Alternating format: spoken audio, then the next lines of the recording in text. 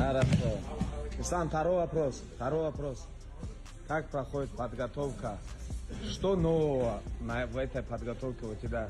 Все было Чем нормально. отличается? Пока ты не приехал 2 дня назад, я начал отличаться.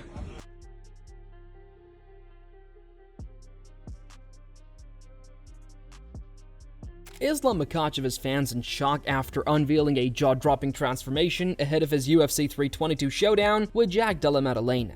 How has Islam been adjusting to putting on that size? I was thinking we were going to be quite a bit smaller than Jack, but Islam right now is about 191 pounds. So we're not going to have an issue with the weight. He was a fairly large lightweight. Now, I don't think he's a big welterweight. He's an average size welterweight. Dagestani fighter, long known for his lean and efficient lightweight frame, now looks noticeably thicker and more powerful. For the first time in his career, he's preparing to step into the octagon as a welterweight, and the difference in his size is impossible to miss. The upcoming bout, set to headline UFC 322 at Madison Square Garden, marks Makhachev's long-awaited jump to 170 pounds. After years of dominating at lightweight, he's now taking aim at a second division, a move that could etch his name among the sport's all-time greats. What's even more surprising is how he achieved his new physique. For a fighter who's always taken a disciplined, almost minimalist approach to his training and nutrition, Makhachev's decision to finally add creatine into his diet changed everything. I want to walk around 87 kg. Fight week, I want to be like 83. It's gonna be very easy cut weight, honestly. Finally become a little bit big now. Very hard to gain weight. I use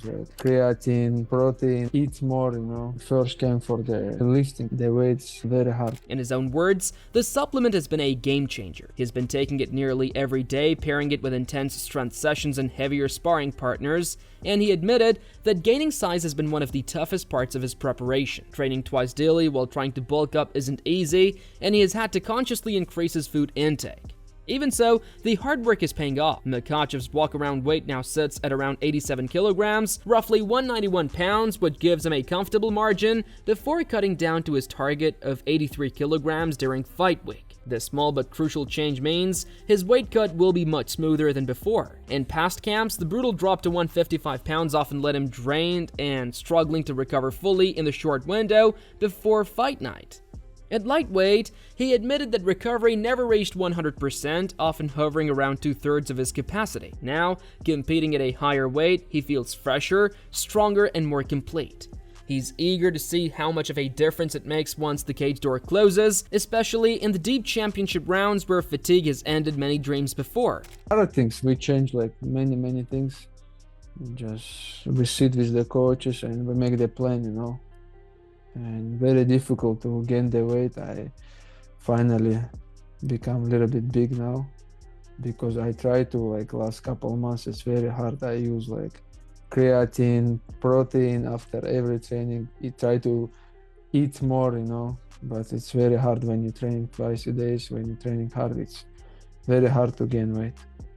I use the creatine, first time ever in my life. I use almost every day, and it's the first supplement which I feel something's changed, It's give you recover very fast, help you to gain weight, and give you some power. Makhachev's coach and longtime mentor, Khabib Nurmagomedov, is overseeing this transformation with pride. Their camp, known for its disciplined and calculated approach, focused heavily on strength training this time around. Makhachev spent weeks grinding with larger partners, adapting his signature pressure style to opponents who matched or even exceeded his size. The result is a version of Islam that fans haven't seen before, one built for both power and endurance. As the fight approaches, Team Khabib's confidence is sky high. Their manager Ali Abdelaziz has made it clear that Makhachev's dominance won't be limited by weight class. In his eyes, it's not about size or division, it's about the mentality of greatness. The camp views this as the natural next step in Islam's career, the moment that could define him as one of the most complete fighters to ever compete inside the UFC.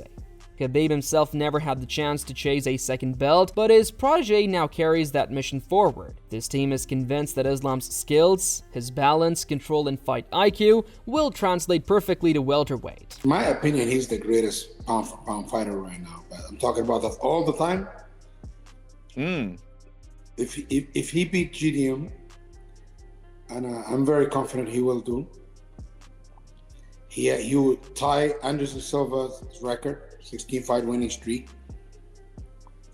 Win one more, you can consider him the greatest pound for pound. The way he's beating guys, finishing 9 of his last 10 opponents, beating pound for pound guys to become the pound for pound. The way he beat Vogue, the way he beat Oliveira, the way he beat all these guys, it's just he's very dominant, and he's good everywhere. And Islam been working really hard with Javier Mendez, with Habib. I mean, I've been part of the camp for the last couple of weeks too. But he's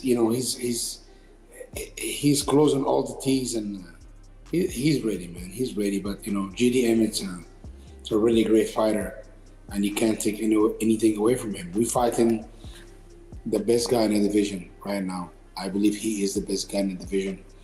And Islam have a big job on his hand, but I'm very confident November 15, Islam will win. While his team radiates confidence, the MMA world remains divided. Some believe Makhachev's wrestling-heavy style will still carry him through regardless of size. Others argue that moving up against naturally larger men poses a serious risk. Among those voicing strong opinions is Demetrius Johnson, who sees UFC 322 as a fight that could go one of the two ways. He believes it will either turn into a slow-paced grappling affair dominated by Islam's control, or explode into an action-packed war if Maddalena can keep it standing. Johnson's take highlights the contrast in styles. Islam's calculated wrestling versus Jack's aggressive boxing. The real intrigue lies in whether Maddalena can survive the takedown attempts and force exchanges on the fade where his hands are sharpest. It turned out to be a banger fight.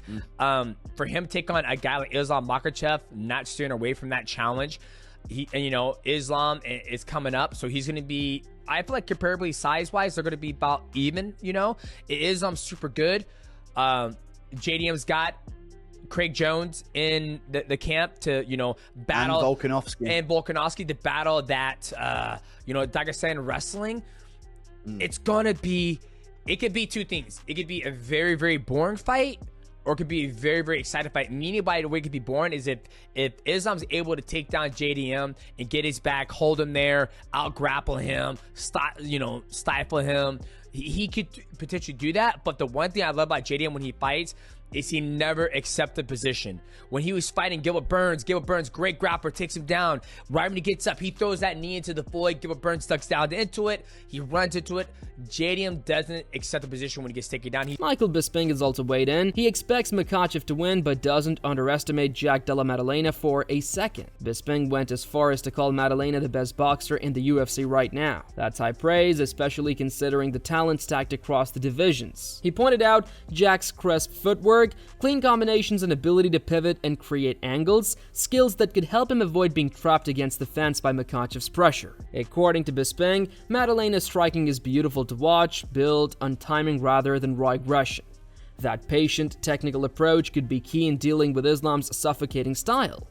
I think I'm right in saying this, the most successful lightweight ever, defended the belt 4 times. Yep. The record previously was 3, so that's phenomenal. And we all know about the lightweight division and how stacked that is. I mean, he's defended the belt 4 times. He's, from what I understand, quite a simple man, so, be great, step up to another weight class, take out someone else, Madison Square Garden. These are the moments that as a fighter we live for, these kind of super fight moments, Of course, he's making a tremendous living. He doesn't want to do this forever, and he can go back to his farm in Dagestan and he can live a nice simple life and know that he's been there, done that, and tested himself. That's what we want to do as fighters. That's why a lot of the time, and this is why I respect Islam doing it now, when he's defended the belt 4 times. He's defended the belt 4 times, the lightweight division. He's kind of gone through all the big stars there. Okay, let's go up to welterweight. Let's try something new. Let's try and do something that's never been done. Whereas a lot of the time we see fighters, they instantly become the champ and they want to defend, they want to challenge for another belt in another weight class because there's no risk there. There's no risk. If you lose, you're still the champ at 155 or whatever weight class it is. He's done it. He's defended the belt 4 times. He's proven that he was the legitimate best fighter at 155 pounds on planet Earth. And he's done that 5 times, won the belt and then defended it 4 times. And now he said, right, I've done that. I've clearly proven that at 155 I'm the man. Let's see if I can do it at 170. It's incredible. Interestingly, Bisping also touched on what this fight could mean for Makhachev's legacy. Many already view him as one of the best pound-for-pound fighters in the world, but adding a second belt could elevate him to a new level entirely. Bisping compared his potential rise to John Jones, the long-standing figure at the top of the GOAT conversation. If Islam wins at welterweight and goes on to defend that title multiple times, Bisping believes he could realistically challenge Jones for the title of greatest of all time. I'm looking at his record, and you're seeing Moicano, Dustin Poirier, Volkanovski twice in a row, Charles Oliveira, Bobby Green. There's Dan Hooker, who's a tremendous fighter. Arman Sarukian, you know what I'm saying? So that hasn't aged bad. If he can beat Jack, I think without question, he deserves to be in that conversation and go on a run and defend it 2 or 3 times. It's insane. However, not everyone sees it going his way. Dan Hooker, who once shared the octagon with Makhachev, believes this could be the night the Australian champion shocks the world. Hooker praised Islam's intelligence and defensive awareness, but picked Maddalena to win based on size and power. In his eyes, Jack's natural frame gives him an advantage that even elite skill can't entirely erase. Hooker emphasized that Makhachev is extremely difficult to hit cleanly and almost impossible to out-grapple, but he feels that Jack's composure and punching precision could cause serious problems at 170 pounds. And how do you see this fight going? Do you sense a finish at all? Do you think it might be in one's best favour to take this fight deep, or what do you reckon? I think Jack, just because of the size advantage, like the later it goes, like that's the thing. Being the bigger, stronger guy, it's effective if you can make the other fighter carry your weight. Jack being a bigger guy, I feel like the longer the fight goes, Islam's not used to carrying that same amount of weight into deep waters. I feel like just Jack's frame and size will give him the advantage if it goes later into the fight. But Islam Makhachev is an incredibly smart fighter. On the feet, he's very hard to hit. He doesn't like getting hit at all. And then he's also very conservative on the ground. He's a very hard guy to touch. He's a very hard guy to start putting some damage on. But Jack Della, I feel like there's no one better than him right now at welterweight, and I see him winning this fight. That sentiment isn't isolated. Fellow lightweight contender Beneil Dariush echoed the same thought, stressing that physical size and composure might be the deciding factors. Dariush believes Jack's cardio and patience could wear Islam down as the rounds progress. For him, Maddalena's natural size advantage and consistent energy output are enough to tip the balance. Well, also on your card, in that main event is Islam. You and I spoke last time about Islam versus JDM. Now only weeks away. Do you still favor Islam in that matchup? I'm going to lean now towards JDM. Why? I don't know. I feel like the size will make a difference. Cardio-wise, JDM has great cardio. Maybe I'm wrong, but now I'm... This is all feel. This is one of the few fights where I can't really give you a clear answer. So I just feel like JDM. Ian Machado Gary, who's always analytical when it comes to matchups, focused on the strategic layer. He views this fight as a mental and technical chess match, and Maddalena might be the better striker, but defending Islam's takedowns for 25 straight minutes is another story. Gary sees the real challenge is not in the first or second round, but in maintaining that same sharp focus through the entire championship distance. To him, it's not just about avoiding the takedown, it's about doing it over and over again without losing composure. The fight for me really is when Islam grabs a hold of Jack, how good has Jack improved? Because Islam is world class at that and has been for probably his entire life because of the way he trains and where he has come from. So can Jack stop that consistently like he did against Belal? Because he did a phenomenal job against Belal of stopping that. But can he do that against someone who's just cleaner, more technical? On the feet, I think Jack wins it cleanly. I think he'll jab, switching stances. He'll have a bit more fluidity due to the fact that Islam's not going to be changing stances so regularly. So I think Jack can do it on the feet, but the question mark is, can he stop the takedown consistently over 5 rounds? Jack Hermansson also offered a balanced perspective. He recognized Islam's dominance, but isn't fully convinced it will automatically carry over to a heavier division. He's been impressed with Maddalena's recent growth, particularly after his win over Belal Muhammad, but still sees this matchup as a defining test. In his mind, Jack isn't yet among the elite until he proves he can handle a fighter as technically sound as Islam. Yeah, it's so hard because you never know when people are changing weight classes. But in lightweight, you know, Islam looks like unbeatable. It's just like maybe the pound for pound best. It's just so insanely good. But can he do it in a weight class above? I'm not sure.